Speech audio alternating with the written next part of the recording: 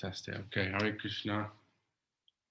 The new look, Prabhupada Lilamrta reading. We'll start Mangala Charanam and then we'll crack on with chapter 12. Yeah.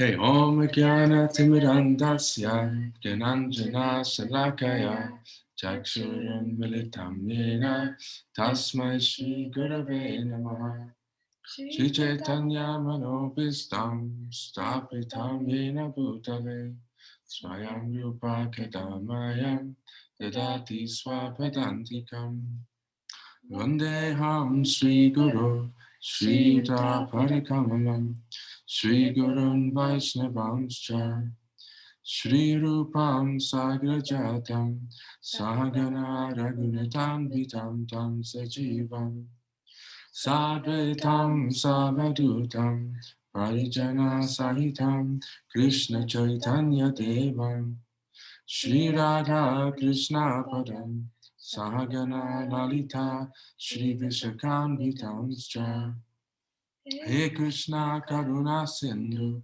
Dinabandho Jagatpate Gopesha Gopika Kanta Radha Kanta Namostute Tapta Kanchana Gorangi Radhe Vrindavaneshwari Vrishabhanusute Devi Pranamami Hari Priye Panchakalpa Tarubhyascha Kripa Sindhu Bhayavacha Patitanam Bhavnebhyo Vaishnavebhyo Namo Namaha Sri Krishna Chaitanya Prabhu Nityananda Shri Advaita Gadadhara Shri Vasadi Gaura Bhaktavrinda Hare Krishna Krishna Krishna Hare Hare Hare Rama Rama Rama Hare Hare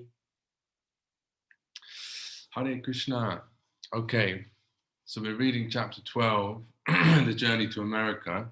So I know at the end of last week, because there's more of us now, I know Brandon didn't get a chance to read last week, so I don't know if Brandon wants to read. You don't have to do it, but just so we all get to hear, if Brandon wants to read, you're welcome. Otherwise, okay, great. Brilliant. Chapter 12, The Journey to America. Today the ship is plying very smoothly. I feel today better, but I am feeling separation from Sri Vrindavan and my Lord Sri Govinda Gopinath Radha Damodar.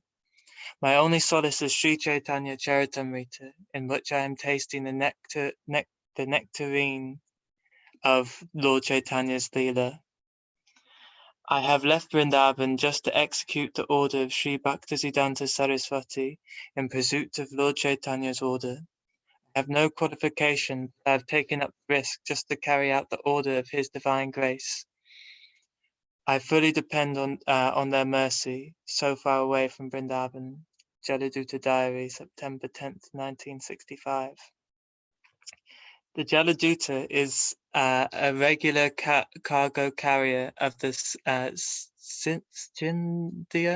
Scindia Steam Navigation Company, but there is a passenger cabin aboard. During the voyage from Calcutta to New York in August and September of 1965, the cabin was occupied by Sri Abhoy Charanavinda Bhaktivedanta Swami, whose age was listed as 69, and who was taken on board bearing a complimentary ticket with food. The Jaladuta, under the command of Captain Arun Pandya, whose wife was also aboard, left at 9 a.m. on Friday, August 13th. In his diary, Srila Prabhupada noted, "The cabin is quite comfortable, thanks to Lord Krishna for enlightening Sumati Moraji for all these arrangements. I am quite comfortable." But on the 14th day he reported seasickness, dizziness, vomiting, Bay of Bengal, heavy rains, more sickness. On the 19th, when the ship arrived at Colombo, Cape Ceylon, now Sri Lanka, Prabhupada was able to get relief from his seasickness. The cabin the captain took him ashore, and he travelled around Colombo by car. Then the ship went on towards Cochin on the west coast of India. Janmashtami, the appearance day of Lord Krishna, fell on the 20th of August that year. Prabhupada took the opportunity to speak to the crew about the philosophy of Lord Krishna, and he distributed prasadam he had cooked himself. August 21st was his 69th birthday, observed without ceremony at sea. That same day, the ship arrived at Cochin, and Srila Prabhupada's trunks of Srimad Bhagavatam volumes, which had been shipped from Bombay, were loaded on board. By the 23rd, the ship had put out to the Red Sea, where Srila Prabhupada encountered great difficulty. He noted in his diary, rains, seasickness, dizziness, headache, no appetite, vomiting. The symptoms persisted, but it was more than seasickness. The pains in his chest made him feel like he would die at any moment. In 2 days, he suffered 2 heart attacks. He tolerated the difficulty, meditating on the purpose of his mission, but after 2 days of such violent attacks, he thought that if another were to come, he would surely not survive. On the second night of the day, Prabhupada had a dream. Lord Krishna in his many forms were rowing a boat, and he told Prabhupada that he should not fear, but should come along. Prabhupada felt assured of Lord Krishna's protection, and the violent attacks did not reoccur. Jaladuta entered the Suez Canal on September 1st and stopped in port. Said on the 2nd. Srila Prabhupada visited the city with the captain and said he liked it. By the 6th, he had recovered a little from his illness and was eating regularly again for the first time in 2 weeks, having cooked his own khichdi and puris. He reported in his diary that his strength was renewed little by little. Thursday, September 9th. 4 o'clock this afternoon, we have crossed over the Atlantic Ocean for 24 hours. The whole day was clear and almost smooth. I am taking my food regularly and have got some strength to struggle. There is also a slight tacking of the ship, and I am feeling a slight headache also. But I am struggling, and the nectarine of life is Sri Chaitanya Charitamrita, the source of all my vitality. Friday, September the 10th. Today the ship is plying very smoothly. I feel today better, but I am feeling separation from Sri Vrindavan and my Lord Sri Govinda, Gopinath, Radha Damodar. The only solace is Sri Chaitanya Charitamrita, in which I am tasting the nectarine of Lord Chaitanya's Leela. I have left Bharat Bhumi just to execute the order of Sri Bhaktisiddhanta Saraswati, in pursuance of Lord Chaitanya's order. I have no qualification, but have taken up the risk just to carry out the order of His divine grace. I depend fully on their mercy, so far away from Vrindavan. During the voyage, Srila Prabhupada sometimes stood on deck at the ship's rail, watching the ocean and the sky and thinking of Chaitanya Charitamrita, Vrindavan Dham, and the order of his spiritual master to go preach in the West. Mrs. Pandya, the captain's wife, whom Srila Prabhupada considered to be an intelligent and learned lady, foretold Srila Prabhupada's future. If he were to pass beyond this crisis in his health, she said, it would indicate the goodwill of Lord Krishna. The ocean voyage of 1965 was a calm one for the Jaladuta.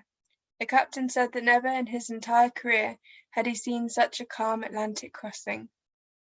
Prabhupada replied that the calmness was Lord Krishna's mercy, and Mrs. Pandya asked Prabhupada to come back with them so that they might have another such crossing. Srila Prabhupada wrote in his diary, if the Atlantic would have shown its usual face, perhaps I would have died, but Lord Krishna has taken charge of the ship.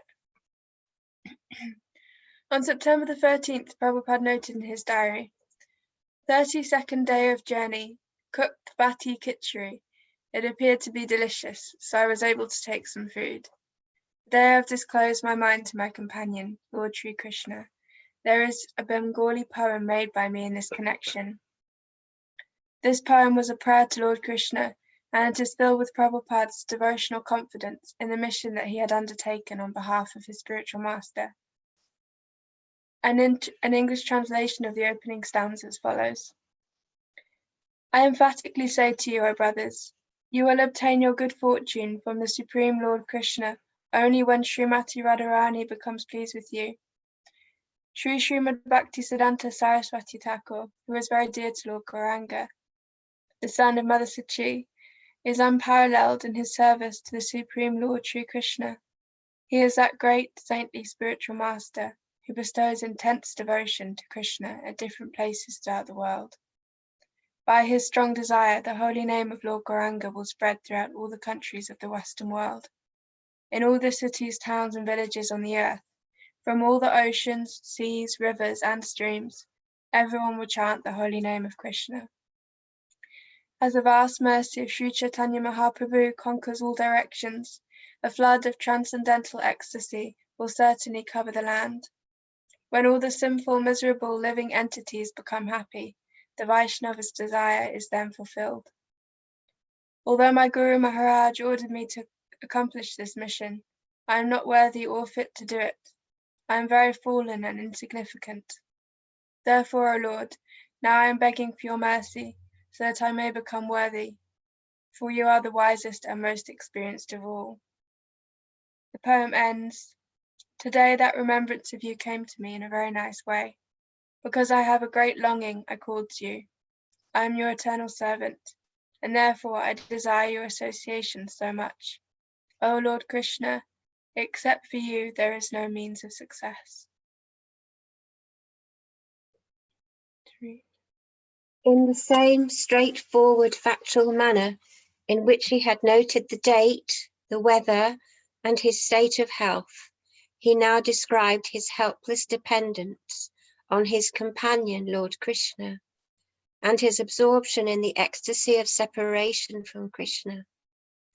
He described the relationship between the spiritual master and the disciple, and he praised his own spiritual master, Sri Srimad Bhaktisiddhanta Saraswati, by whose strong desire the holy name of Lord Gauranga will spread throughout all the countries of the Western world.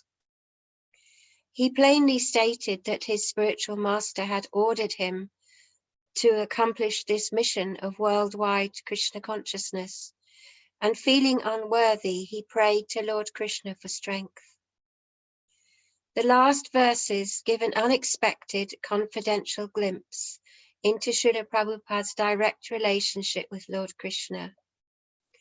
Prabhupada called on Krishna as his dear friend and longed for the joy of again wandering the fields of Braj. This memory of Krishna, he wrote, came because of a great desire to serve the Lord. Externally, Srila Prabhupada was experiencing great inconvenience. He had been aboard ship for a month and had suffered heart attacks and repeated seasickness. Moreover, even if he were to recover from these difficulties, his arrival in America would undoubtedly bring many more difficulties. But remembering the desire of his spiritual master, taking strength from his reading of Chaitanya Charitamrita, and revealing his mind in his prayer to Lord Krishna, Prabhupada remained confident. After a 35-day journey from Calcutta, Jaladuta reached Boston's Commonwealth Pier at 5:30 a.m. on September 17, 1965. The ship was to stop briefly in Boston before proceeding to New York City. Among the first things Srila Prabhupada saw in America were the letters A and P painted on a pierfront warehouse. The grey waterfront dawn revealed the ships in the harbour, a conglomeration of lobster stands and drab buildings, and rising in the distance, the Boston skyline. Prabhupada had to pass through US immigration and customs in Boston. His visa allowed him a 3-month stay, and an official stamped it to indicate his expected date of departure. Captain Pandya invited Prabhupada to take a walk into Boston, where the captain intended to do some shopping. They walked across a footbridge into a busy commercial area with old churches, warehouses, office buildings, bars, tawdry bookshops, nightclubs, and restaurants. Prabhupada briefly observed the city, but the most significant thing about his short stay in Boston, aside from the fact that he had now set foot in America, was that at Commonwealth Pier he wrote another Bengali poem entitled Markin Bhagavat Dharma, Teaching Krishna Consciousness in America. Some of the verses he wrote on board the ship that day are as follows. My dear Lord Krishna, you are so kind upon this useless soul, but I do not know why you have brought me here. Now you can do whatever you like with me. But I guess you have some business here. Otherwise, why would you bring me to this terrible place? Most of the population here is covered by the material modes of ignorance and passion. Absorbed in material life, they think themselves very happy and satisfied, and therefore they have no taste for the transcendental message of Vasudeva, Krishna. I do not know how they will be able to understand it. But I know that your causeless mercy can make everything possible, because you are the most expert mystic. Somebody else?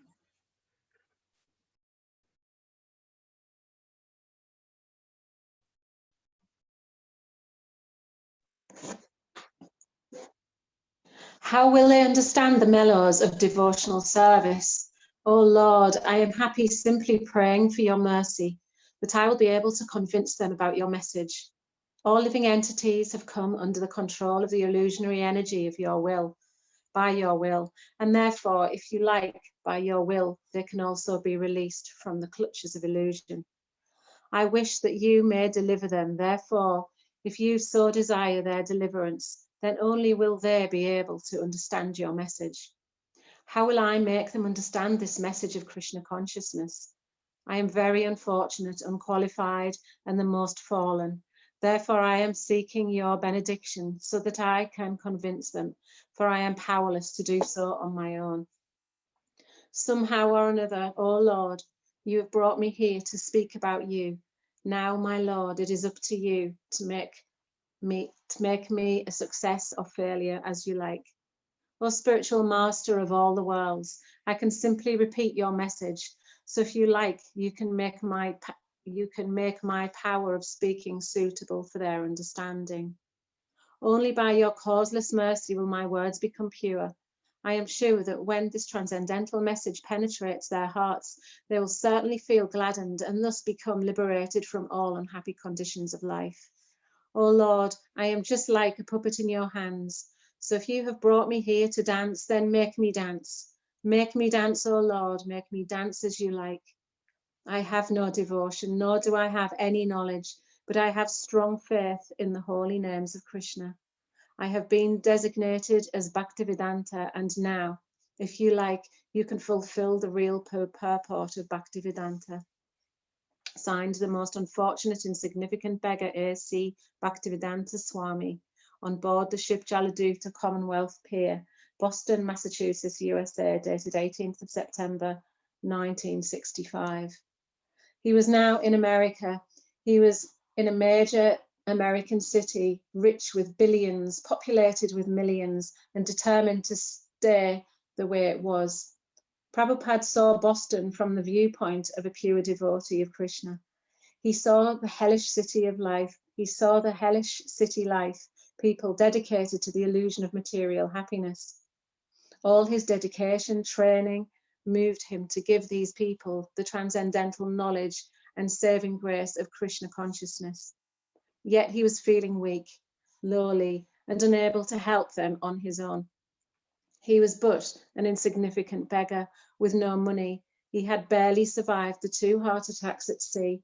He spoke a different language, he dressed strangely, yet he had come to tell the people to give up meat eating, illicit sex, intoxication, and gambling, and to teach them to worship Lord Krishna, who to them was a mythical Hindu god.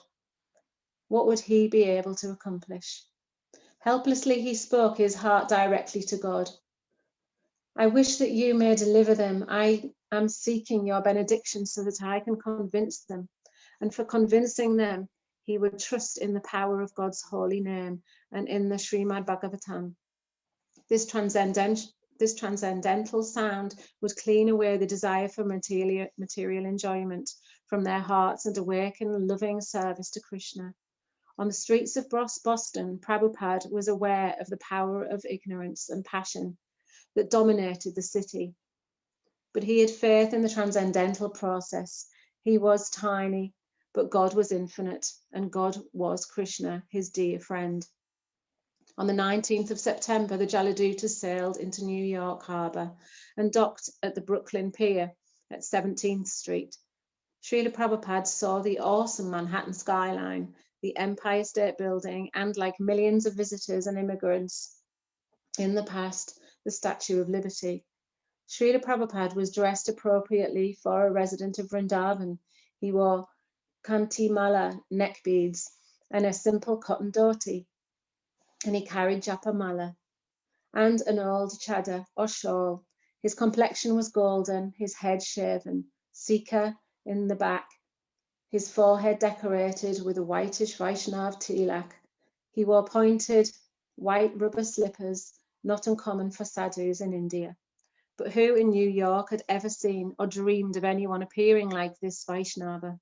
He was possibly the first Vaishnava sannyas to arrive in New York with an uncompromised appearance. Of course, New Yorkers have an expertise in not giving much attention to any kind of strange new arrival. Srila Prabhupada was on his own. He had a sponsor, Mr. Agrawal, somewhere in Pennsylvania. Surely someone would be there to greet him, although he had little idea of what to do as he walked off the ship onto the pier. I did not know whether to turn left or right. He passed through the dockside formalities and was met by a representative of Travelers' Aid, sent by the Agrawals in Pennsylvania, who offered to take him to the Scindia ticket office in Manhattan to book his return passage to India. At the Scindia office, Prabhupada spoke with the ticket agent, Joseph Forrester, who was impressed by his unusual passenger's Vaishnava appearance. His light luggage and his apparent poverty, he regarded Prabhupada as a priest. Most of Scindia's passengers were businessmen or families, so Mr. Forrester had never seen a passenger wearing the traditional Vaishnava dress of India. He found Srila Prabhupada to be a pleasant gentleman who spoke of the nice accommodations and treatment he had received aboard the Jaladuta. Prabhupada asked Mr. Forrester to hold space for him on the return ship to India. His plans were to leave in about 2 months, and he told Mr. Forrester that he would keep in touch, carrying only 40 rupees cash, which he himself called a few hours spending in New York, and an additional $20 he had collected from selling 3 volumes of the Bhagavatam to Captain Pandya. Srila Prabhupada, with umbrella and suitcase in hand and still escorted by the Travelers' Aid representative, set out for the Port Authority bus terminal to arrange for his trip to Butler. Would anybody else like to read? Going on to the next. Chapter 13. So, Butler, Pennsylvania, the first testing ground. By the grace of Krishna, the Americans were prosperous in every respect. They are not poverty-stricken like the Indians. The people in general are satisfied so far as their material needs are concerned, and they are spiritually inclined. When I was in Butler, Pennsylvania, about 500 miles from New York City, I saw there many churches, and they were attending regularly. This shows that they are spiritually inclined. I was also invited by some churches and church-governed schools and colleges, and I spoke there, and they appreciated it and presented me some token rewards.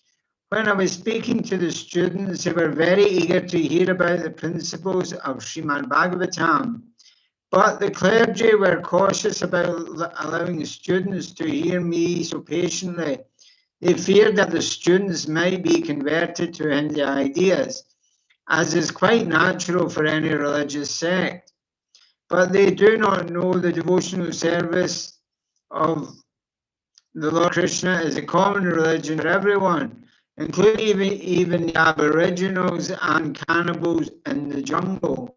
From the letter to Mati Muraji, the bus came swinging out of the terminal into the daylight of midtown Manhattan, riding along in the shadows of skyscrapers through asphalt streets crowded with people, trucks, and automobiles, and into the heavy traffic bound towards the Lincoln Tunnel. The bus entered the tunnel and emerged on the Jersey side of the Hudson River, continuing down the New Jersey Turnpike, past fields of huge oil tanks and sprawling refineries. The Manhattan skyline was on the left, while 3 lanes of traffic sped 60 miles an hour in each direction. New York Airport came up close by on the right, with jets visible on the ground, electric power lines spanning aloof between the steel towers stretched into the horizon. Srila Prabhupada had never before witnessed anything of such magnitude. He was now seeing for himself that American culture was based on passion for more and more sense gratification, and it was a scene of madness. For what important business were people rushing to and fro at breakneck speed? He could see their goals advertised on billboards. Of course, he had many times traveled the road from Delhi to Vrindavan, but I did not have any advertisements. A traveler would mostly see the land roadside, streams, temples, homes, farmers in their fields. Most people went on foot or travelled by ox cart or bicycle, and in Vrindavan, even the ordinary passerby greeted each other by calling the names of God, Jai Hare, Hare Krishna. Now there were factories outside Delhi, but nothing like this.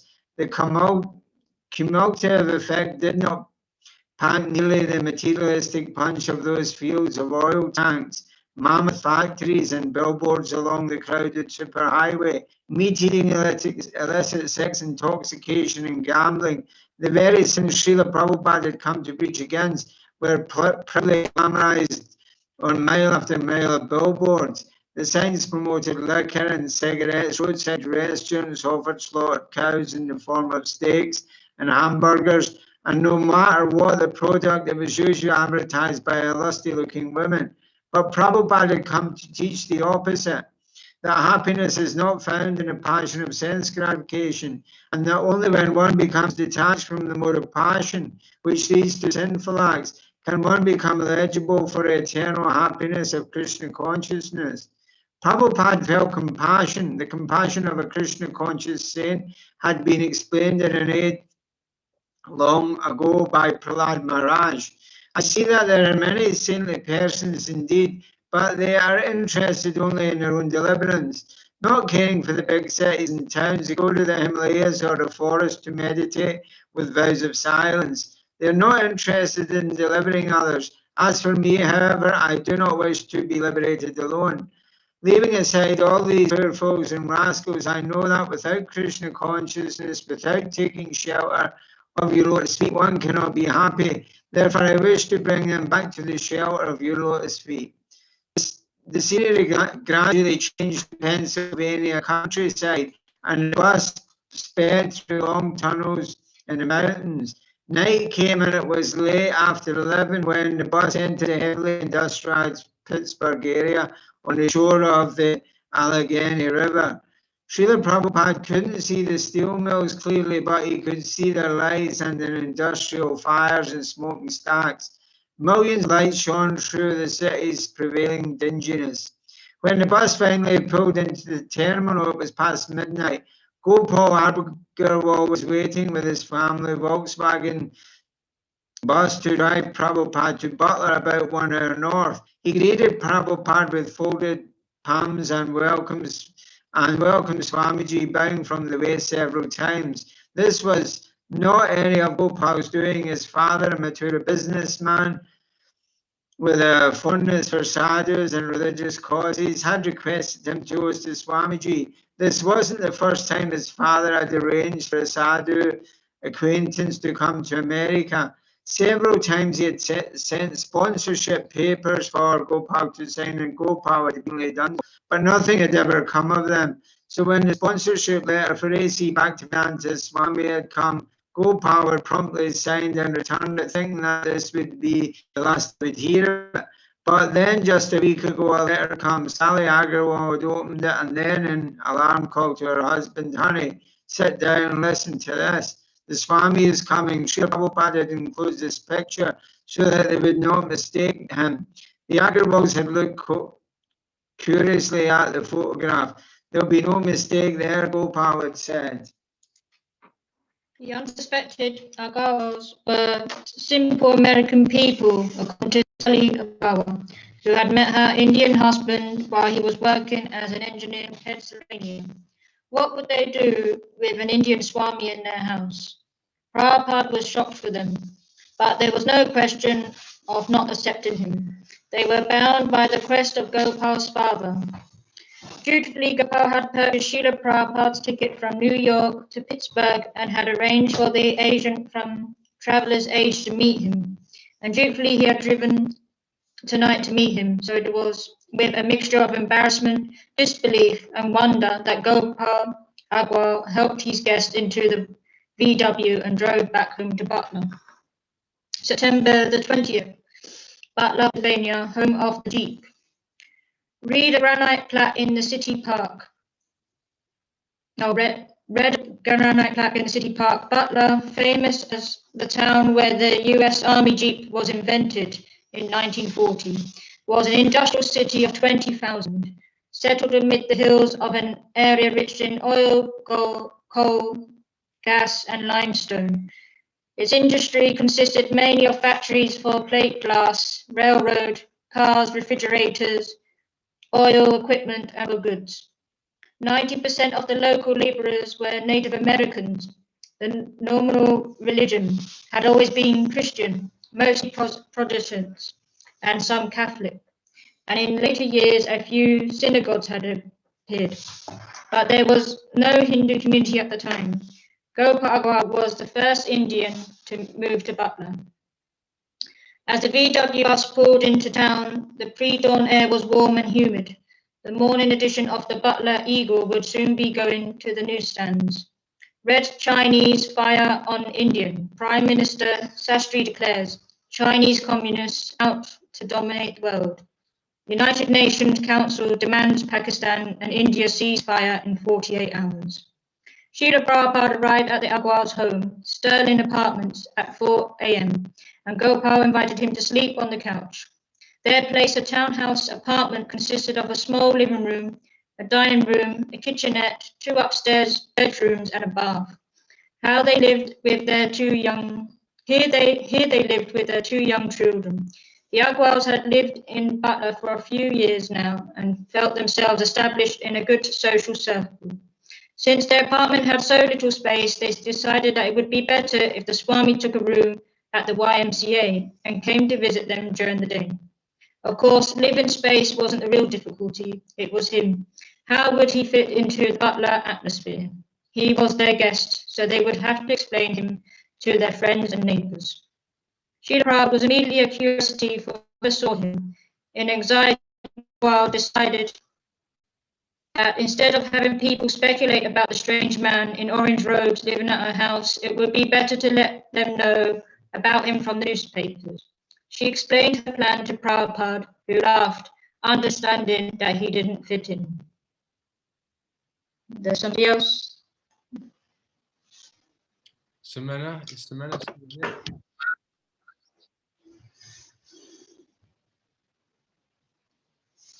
I think Semena's left. She has not a very good internet connection.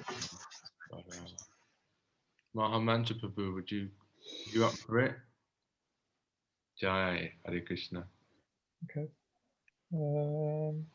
Sally hurried off to a Pittsburgh newspaper office. The interviewer wasn't able to comprehend why this person should make an interesting story.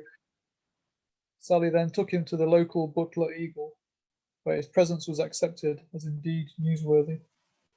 September 22nd, a feature article appeared in the Butler Eagle. In fluent English, devotee of Hindu cult explains commission to visit the West. A photographer had come to the Agarwal's apartment and had taken a picture of Srila Prabhupada standing in the living room holding an open volume of Srimad Bhagavatam. The caption read, Ambassador of Bhakti Yoga. The article began, a slight brown man in faded orange drapes and wearing white bathing shoes stepped out of a compact car yesterday and into the Butler YMCA to attend a meeting.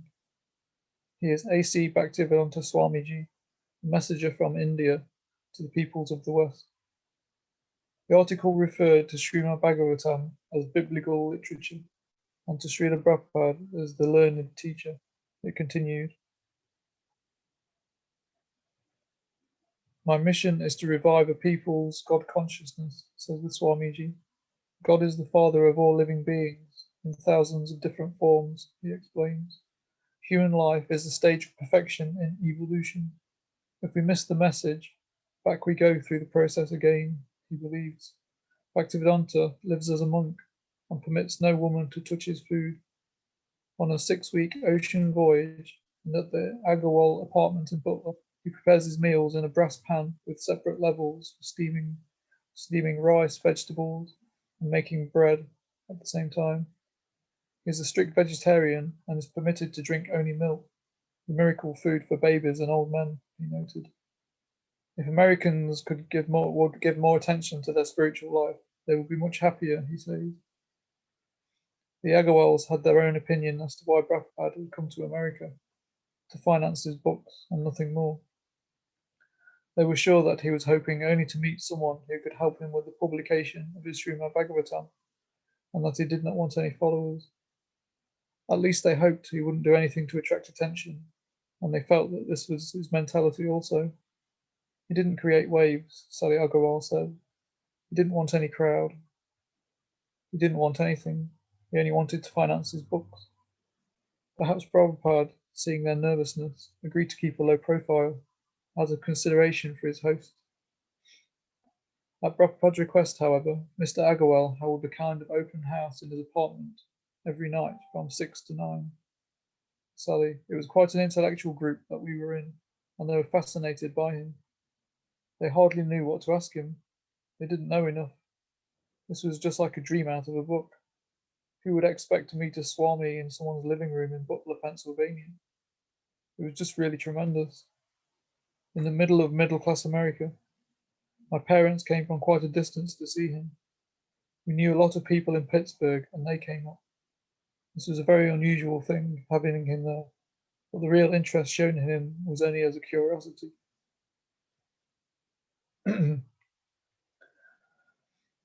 He had a typewriter, which was one of his few possessions, and an umbrella. That was one of the things that caused the sensation, that he always carried an umbrella. And it was a little chilly, and he was balding, so he always wore this hat that someone had made for him, like a swimming cap. It was a kind of sensation. And he was so brilliant that when he saw someone twice, he knew who they were. He remembered. He was a brilliant man. Or if he met them in our apartment and saw them in a car, he would remember their name. He would wave and say their name. He was a brilliant man. All the people liked him. They were amazed at how intelligent he was. The thing that got them was the way he remembered their name and his humorous way. He looked so serious all the time, but he was a very humorous person. He was forbidding in his looks, but he was very charming. He was the easiest guest I've had in my life, because when I couldn't spend time with him, he chanted. and I knew he was perfectly happy. When I couldn't talk to him, he chanted. He was so easy though, because I knew he was never bored. I never felt any pressure or tension about having him. He was so easy that when I had to take care of the children, he would just chant. It was so great. When I had to do things, he would just be happy chanting.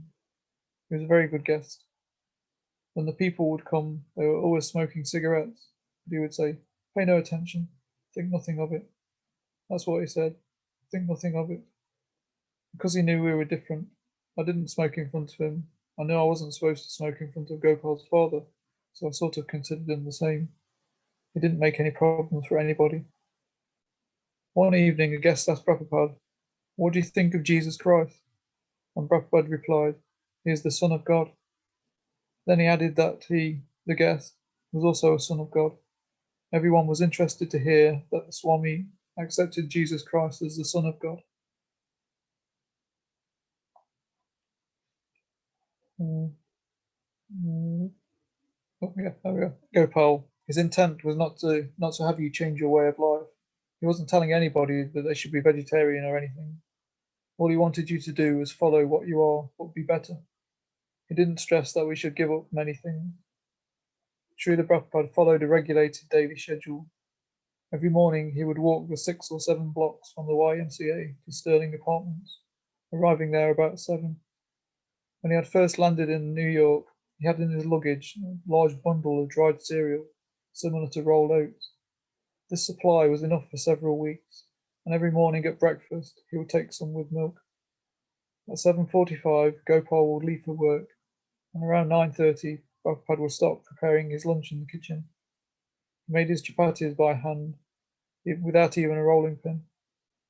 He worked alone for 2 hours, while Mrs. Agarwal did housework and took care of her children.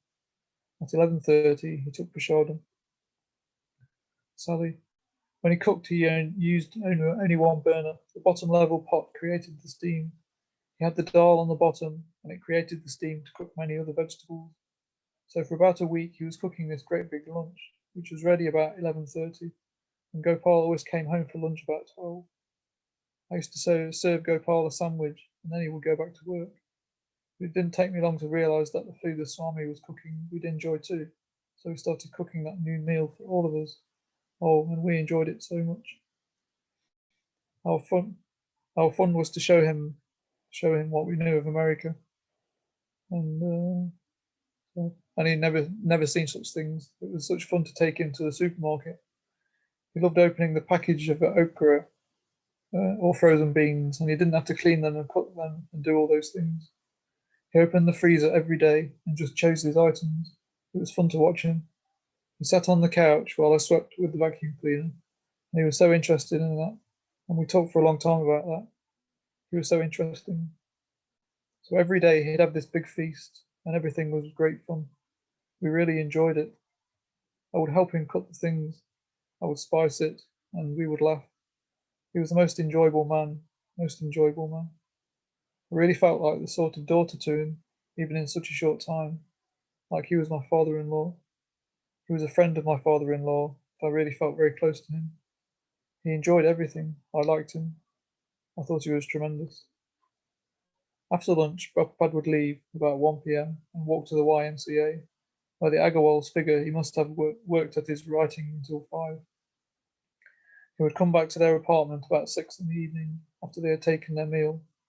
They ate meat, so Mrs. Agarwal was careful to have it cleared away before he came. When one night he came early, she said, "Oh, Swamiji, we have just cooked meat, and the smell will be very disagreeable to you." But he said, "Oh, think nothing of it, think nothing of it." In the evening, he would speak with guests. The guests would usually take coffee and other refreshments, but he would request a glass of warm milk at 9 o'clock. He would stay, speaking until 9:30 or 10, and then Mr. Agarwal would drive him back to the YMCA. Take over. Thank you. Prabhupada would also do his own laundry every day. He washed his clothes in the Agarwal's bathroom and hung them to dry outside. He sometimes accompanied the Agarwals to the laundromat and was interested to see how Americans washed and dried their clothes. To Sally, he seemed very interested in the American ways and people. Sally: our boy Bridge was 6 or 7 months old when the Swami came, and the Indians love boys. The Swami liked Bridge. He was there when Bridge first stood. The first time Bridge made the attempt and actually succeeded, the Swami stood up and clapped. It was a celebration.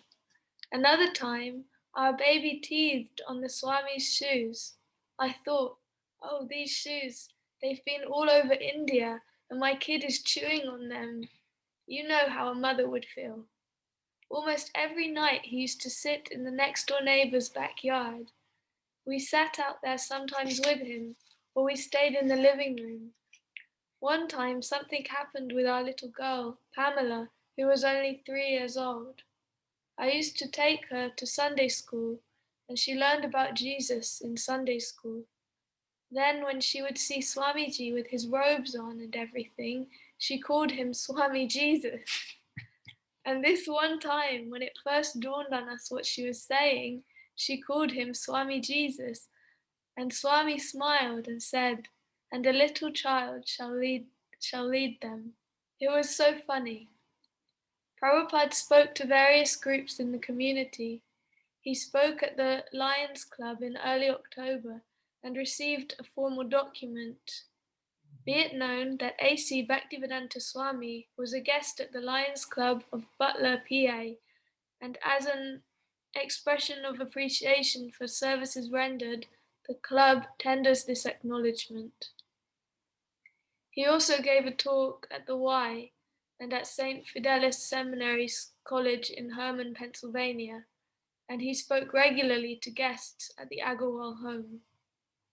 When Professor Larson, the chairman of the philosophy department at Slippery Rock State College, read in the Butler Eagle of a visiting Indian Swami and Vedic scholar, he phoned the Agarwal's home to invite Prabhupada to lecture on campus. Alan Larson: I called the number given in the newspaper article, but it turned out that the Swamiji was actually staying in a room at the YMCA. When I arrived, he was waiting on the street corner and I picked him up. He seemed very much alone. When we were driving to Slippery Rock, I asked him to pronounce his name for me so I would have it right when I introduced him to my class. He said, Swamiji Bhaktivedanta, and then he proceeded to tell me what that meant. Since I was not used to Indian names, he had to repeat it several times before I got it right. He showed no impatience for my slowness. Even at this early junction of our association, I was convinced that this man had an inner stability and strength that would be very difficult to shake, and this initial impression was further reinforced throughout the rather busy day. 100 students from several classes had gathered to hear the lecture as Prabhupada, in his natural, unrehearsed manner, walked down the aisle, up the 3 wooden steps, and onto the plain wooden stage. He sat down, erect and cross-legged, and began softly singing Hare Krishna, his eyes closed. Then he stood and spoke, without a lectern or microphone, and answered questions from the audience. The program lasted only 50 minutes and ended abruptly with a bell signalling the next class. Alan Larson. After the first class, I had a short conversation with the Swamiji while sitting outside on a bench on the campus lawn. Most of the time when he was not directly engaged in conversation, he would repeat a short prayer while moving beads through his fingers. He was sitting up cross-legged and we were speaking back and forth. He said that the trees around us were beautiful and he asked, what kind of trees are these? I replied, they're shade trees. Then he said that it was too bad they weren't fruit or nut trees to provide food and benefit people. At 1 o'clock, Prabhupada lectured again. Afterward, he accompanied Dr. Mohan Sharma, a member of the faculty who had attended the lecture, and his 16-year-old daughter, Minnie, to Dr. Sharma's campus residence. Prabhupada accepted warm milk and dried fruit, and at Dr. Sharma's request, blessed his home and touched the forehead of his daughter in a gesture of benediction. Around 3 o'clock, Professor Larson drove him back to Butler. Anand Larson. The Swamiji seemed to present himself as an Indian scholar who had come for a short time to do translation work. I never thought of him as a missionary, but during the course of the day there grew in me a warm affection for this man, because he was unmistakably a good man who had found his way to a stability and peace that is very rare.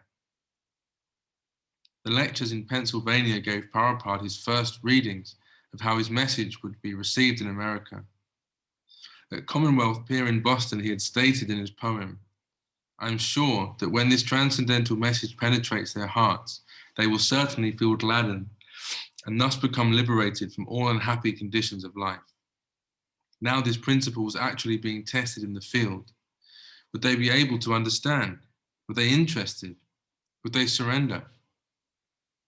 October 15th, Srila Prabhupada received a letter from Srimati Maharaji in Bombay.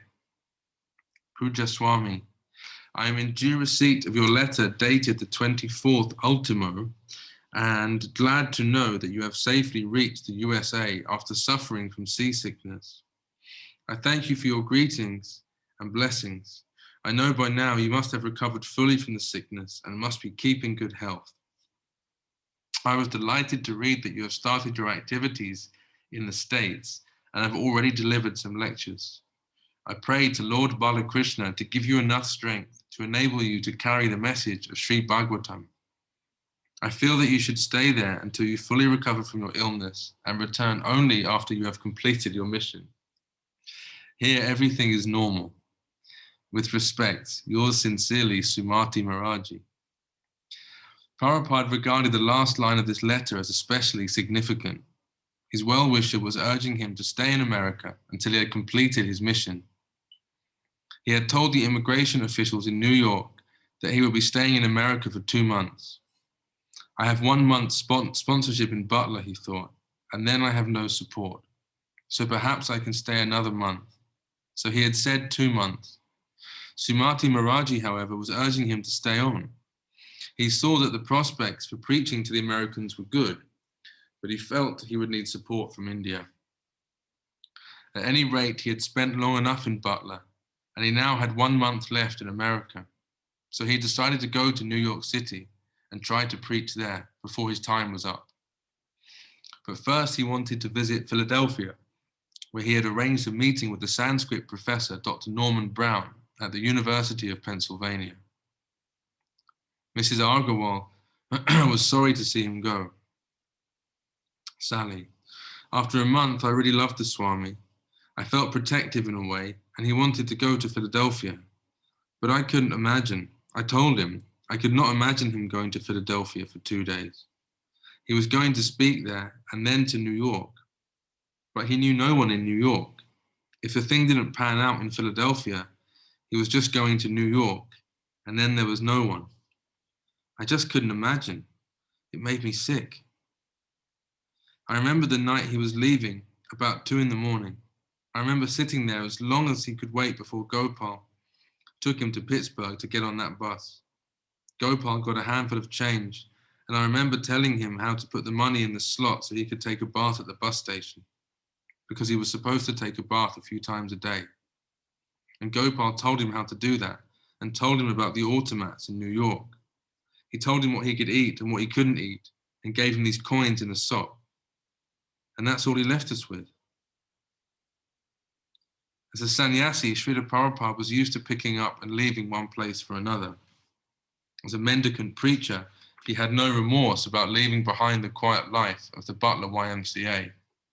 And he had no attachment to the domestic habitat where he would cook and talk with Sally Agarwal about vacuum cleaners, frozen foods, and American ways. But why had he gone to Butler? And why was he going to New York? He saw it as Krishna's grace. As a pure devotee of Krishna, he wanted to be an instrument for distributing Krishna consciousness. His stay in Butler had been helpful. He had gotten first-hand experience of American life, and he gained confidence that his health was strong and his message communicable. He was glad to see that America had the necessary ingredients for his Indian vegetarian diet, and that the people could understand his English. He had learnt that casual, one-time lectures here and there were of limited value, and that although there would be opposition from the established religions, people individually were very much interested in what he had to say. On October 18th, he left Butler via Philadelphia for New York City. Srila Prabhupada Ki Jai. Hare Krishna. So yeah, we actually read a bit more, quite a bit more than usual. Yeah, we wanted to get to the end of the chapter. We saw we were near the end of that chapter. So anyway, it's just so nice hearing everyone read, and there's so many of us. So. It was a really nice chapter. Yeah, it was. I liked hearing about Yeah. She really loved Prabhupada. Yeah. It was really amazing. And Prabhupada with the kids as well. Yeah. Sweet. Yeah, when she's telling how relatable Prabhupada was. He thought he was worried before he arrived that he might disturb the peace. Yeah. But actually, she was amazed how he was a hit. And then by the end, she doesn't want him to leave. Yeah, I liked on the boat where when Prabhupada was saying Krishna was his companion. I liked that, but I thought that bit was very nice. I mean, Krishna's a companion. Yeah, pretty, Krishna's intimate companion, it's like you're doing pretty well, aren't you? I mean, you're going to go far wrong, eh? I mean, that's what Prabhupada was about, isn't it? I mean, heart and soul, it wasn't like it's going to America just, do a bit of sightseeing and, go to, shows or whatever, he went there with a mission, didn't he? And, it's nice how that woman said, he looked very serious, but he was very humorous at the same time, and how he appealed to just normal everyday people just by remembering their names and things like that. It's like, we create that mood, don't we, where we're just friendly towards us, because if people are friendly towards us, they make spiritual advancement, They make a lot of spiritual advancements. I was saying that this morning, actually. I was talking, I said, that's the reason I've been in Scotland, because people know me, they've all my life, they trust me, they love me, so, I've got a kind of sort of intimate relationship with people that don't follow the principles or chant Hare Krishna, which I like, which I personally like myself. I really like that. I do admit to being a wee bit attached, Yeah, I like that, and other people benefit. I mean, our lives are benefiting other people, aren't they? We follow in Prabhupada's footsteps, So I think all these things are very, very important, and it just friendly, nice people, Actually, I was thinking about that. Thanks, Prabhu. Yeah, because I was thinking, it reminded me of once I was at a program in Brighton, and it was like a New Year's Eve program, and this girl walked through the door with like her friend. It was like a 12-hour kirtan. She must have come in at like 10 o'clock at night or something. And she'd been to another program like months beforehand. And somehow I remembered her name. She walked in the door and I said, "Oh, hi, Megan," or whatever her name was. And she couldn't believe it that she'd been to the ashram like 3 months ago, and I'd remembered her name. She couldn't. It just like totally blew her mind, And I don't know if I'd read Lilamrta beforehand and that had inspired me, or I read it afterwards and I thought, oh, that's a thing, there's something there. But it was like a really powerful thing that you just took the time to remember someone. I didn't even try. I just happened to know her name. She couldn't believe it that someone had remembered her name. That's a really unusual reaction. You know, it was really over the top, you know, and so it made me think, oh, Krishna's saying there's something significant there. You know, like the sort of the strength of her reaction meant that there was some spiritual significance. That's the message I was sort of getting. She wasn't like a nutcase or, you know, or something. It was like freaking out. She was just like really genuinely moved by it, you know. And I was just thinking when we were reading that, how some of the sannyasis that went before Prabhupada, they left in devotional dress and returned in like suit and pants, I think Prabhupada calls it. So they came back and they'd been eating with knives and forks and they'd adopted these sort of Western ways. But when Prabhupada's there, he's like he hasn't, you know, he's gone to America in one sense, but he's not compromised anything. So these kind of simple ways of something that he's got that are actually very sweet and heartfelt, he's brought all of that with him, as well as his clothes and his, you know, his chapati flour, he's or, you know, whatever he's got. And then they end up eating with him. Like he hasn't, something about, you know, and that thing about like knowing everyone's name, that's kind of gone, isn't it? You know, that doesn't. But Prabhupada, you know, it's like an Indian village sort of vibe, isn't it? Where there's a community sort of thing there. So yeah, I thought that was nice. Those simple things, like back to the Prabhu was saying, those simple little things that are personal and sweet. Prabhupada just had kept them, and he was like no compromise, but not in a way that was like aggressive or, you know, like that. He was just sort of, you know, himself, and integrity. Yeah. Thanks, Bhakti Vinod Prabhu. Thank you. Does anybody else? This. Maybe. But I'm just aware of time. Yeah, that's a good point. Yeah. I just have to say. Sorry. Go on.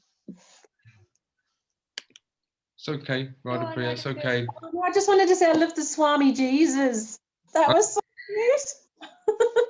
cute. The Swami Jesus. Yeah, I just thought that was really lovely, really sweet. Out of the mouths of babes, isn't it? So sweet. Yeah. It's really sweet. And also how moved everybody was. It was noted that he hadn't come to oppose Jesus. He was like, no, he was on board of it. It was a significant point by the sounds of it. Yeah, Son of God. Yeah. Yeah, the people noticed that. Yeah. Yeah, it was nice. Yeah. Oh, Radha Priya and Cecilia are unmuted. I had a memory, and I'm wondering where that memory came from. That when Prabhupada first landed at the port, I think we just read that he saw the letters AL. Am I right? A and P, I think. It was A and P. Yeah. How? I was wondering if you know where I've got the memory from, that he saw the word unalloyed, because there was a steelworks at the port, and he saw the word unalloyed. Oh, wow. I remember that.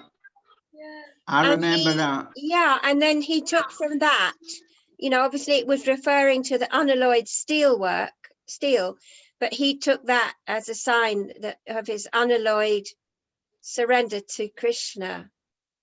This is my memory of reading somewhere. Yeah, I also, you've just rung something. Yeah. I don't remember where either. Yeah. Yeah, I remember that. I can remember that. It took Brahmananda drove him down to the docks. Prabhupada drove him down to the docks, and they drove down to the docks, and Prabhupada, they drove right to this building where it said unalloyed stone. Prabhupada pointed out to the unalloyed, and Prabhupada said to Brahmananda, what does that mean? He said, what does that say? And Brahmananda said unalloyed, and Prabhupada was like all about unalloyed devotional service. So Yeah, I remember that. Yeah, they drove down to the docks and Oh. Prabhupada made the point that that's what he wanted. Yeah. That must have been much later then, not when he originally arrived. You know, Yeah, he had maybe. disciples. Yeah, sure. Yeah, but I did I've definitely mixed it up. remember reading that. Mm. I And also remember there's, reading that. yeah, there's a beautiful description by Sally on a film footage of Sally Agarwal speaking about Prabhupada and how much she appreciated and loved him. And her face totally brightens up and she says, his smile was oceanic. Yes. Do you remember? It's in the Prabhupada So memory beautiful. on YouTube. Yeah, I'll find that, and when we upload this video tonight, I'll post that. I'll find it. Yeah, so beautiful. His smile was ocean. We watched that quite recently. Yeah, I remember the first time I ever saw that, and I'd never heard anything be described as ocean. Yeah, so beautiful. I've just found that pastime with Brahmananda. My phone's about to die, but I can post that in the Facebook group as well. So yeah. And there was also another thing I remember where, you know, it mentioned there that they ate meat and that there was meat in the fridge where Prabhupada was storing his foodstuffs. And Sally apologized and Prabhupada said, that's fine, not to worry. Did we just read that today? Oh, okay. My concentration must have slipped at that moment. Yeah, that's beautiful. They were taking meat and smoking cigarettes and different things as well. And I mean, Sally Agarwal wasn't, but the guests were smoking cigarettes. Yes. Well, Prabhupada said, "I'll pay it no mind. It's no problem. It's okay." No problem. Yeah, it's lovely. Yeah, it's really sweet. I always try and, I mean, I don't do a very good job of it, but I try and remember that when we have to deal with each other and people that come, exactly what Prabhupada was able to tolerate, not able to, but what he was willing and to tolerate, that it was a phenomenal amount. And of course, later on, people did much worse than just smoking cigarettes, you know, like it was incredible, you know, what Prabhupada was happy to sort of, accept or forgive or whatever to help people in their Krishna consciousness. Yeah, it's important. I know it's important for me anyway. I can't speak for everyone. Yeah, it's very sweet. Yeah. Jai. I don't know if anybody had any last. I haven't heard from Lilamrta. Lilamrta always has some pearl of wisdom or insight. Oh, okay, not tonight. Sorry to disappoint Prabhu's. No. Thank you for the chance anyway. I just really enjoyed it. That's all I can add. It was brilliant. No, it was great. It's really sweet. It's nice. In a way, it's nice that there's more of us because we get to read more if we all do it and we get to hear, you know. But can I make one last point, please? Yeah. Okay, because Prabhupada tolerated so much, but Prabhupada also said, if you're disturbed by their behavior, then you're just as bad as them. Right. Wow. Okay. That's it. So we've got to be careful of that ourselves, because you know we might have the deep desire to do what they're doing. You know, so if we're not attracted to what they're doing, we wouldn't be disturbed by them. You know. Yeah.